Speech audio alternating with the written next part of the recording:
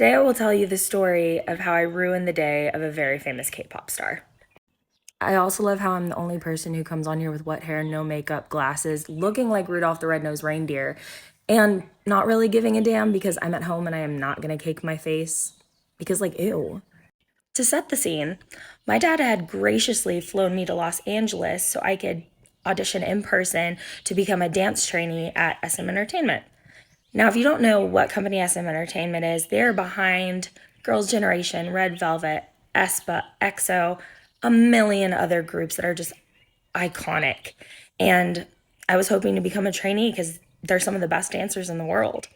Anyway, did my audition, did really well in the dance portion, but in the end, I didn't have, the visuals required, which it's like, duh, you're really white and American. Just at the time, I was a little naive and I'm like, that doesn't matter.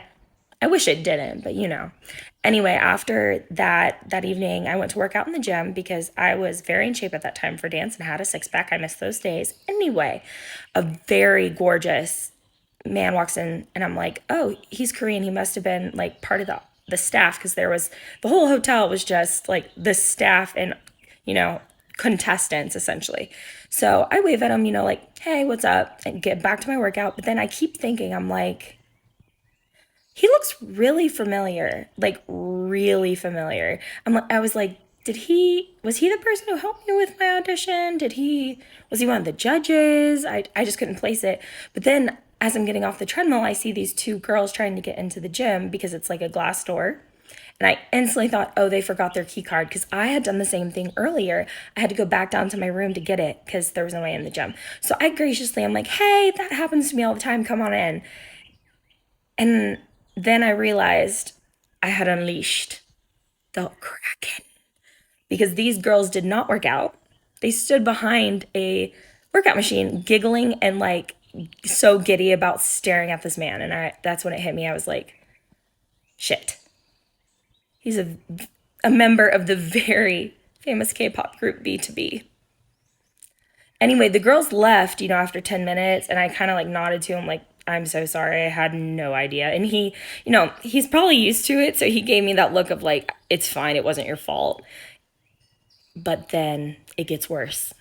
32 girls, 32, climb up the fire escape to the gym, surround him on his ab workout mat thing, start giving him presents, trying to touch him, screaming his name, like freaking out. And I was standing back in horror because I was like, I cannot believe I did this. This is all my fault.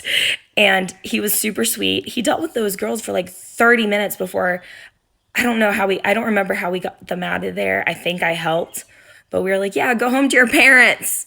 You're too young. What are you doing here? To break into a hotel. But anyway, he was really nice to me because I literally begged for forgiveness after that. I felt so bad. He was super nice. He's used to it. He got it, but I was so embarrassed.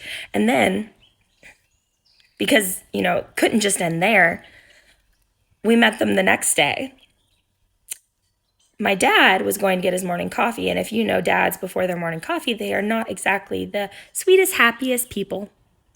So he's trying to get coffee, but BtoB is getting coffee at the Starbucks in the hotel, and there are like thousands of fangirls that they're holding back because they just want to like touch or hug them. I mean, like it was chaos. And my dad tried to walk up to get coffee, and a bouncer like stopped him, and he goes, "You can't get near the guys." And he looks at him, yells over everything. The guys heard everything, and he goes, I don't give a damn who these guys are. Do I look like a teenage girl to you? I don't even know who those boys are. You are not standing between me and my coffee. Now tell them to move. I'm pretty sure those guys will be happy to never see us again.